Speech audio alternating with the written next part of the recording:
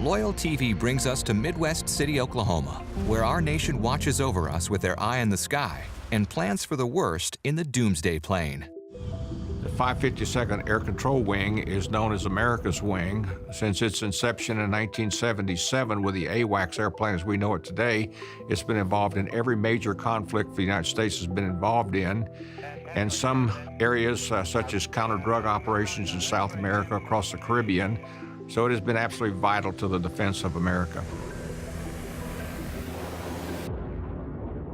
Well, AWACS is a modified Boeing 707. The AWACS stands for Airborne Warning and Control System. So it's the primary command and control airplane. Not only does it have the radar on board, it also has controllers, battle managers, surveillance personnel on the back of the airplane, 17 of them that are able to monitor the air battle and able to do what we call battle management, getting airplanes on tankers, sorting airplanes in and out of the airspace, really being air traffic control over the battle space. Majority of the training that was done for the NATO airplanes in the beginning was all done through Tinker Air Force Base. We had quite a few NATO officers came through Tinker. When I first came in 1980, we had really the first crews for NATO were German crews, and I trained right alongside of them. The thing that got NATO involved in our operation in the United States, of course, was 9/11. Everybody remembers that one. That morning, we happened to have an airplane that had launched at 6 o'clock that morning. It was over North Carolina and going to be doing training with the 4th TAC Fighter Wing at Seymour Johnson. Second airplane was off the coast of Florida, and it was going to be training with the Florida National Guard out of Jacksonville, Florida. After the 9/11 attack, the airplane over Goldsboro, it self-deployed and went to New York City.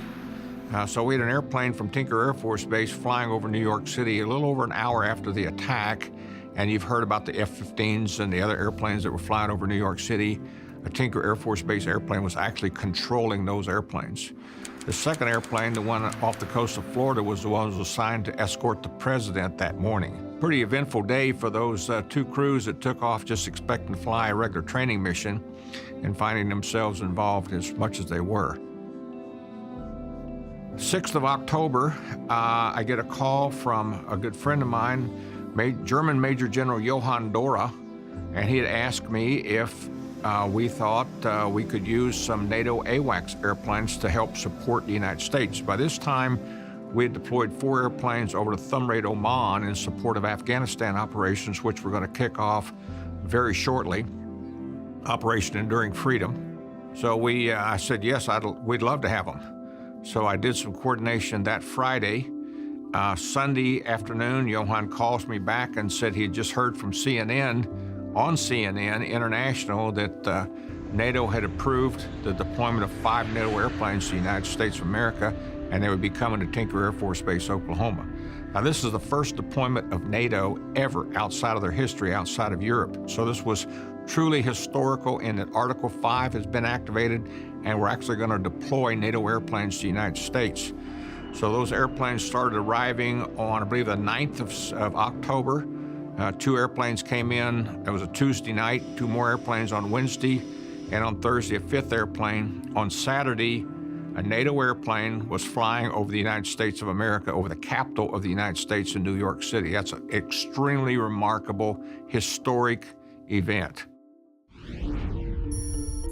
Okay, the E-6 is, once again, just like the E-3, it's a Boeing 707, and the airplane is loaded with communications equipment. The primary mission of the airplane is communications with nuclear forces, whether they be aircraft or submarines or ground-launched missiles.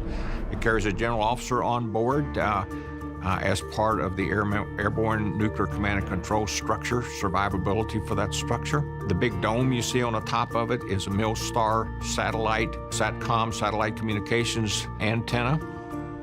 I think a large part of the eastern Oklahoma County survives because of Tinker Air Force Base and the local area. Of course, the economy of the local area has been greatly impacted by Tinker Air Force Base.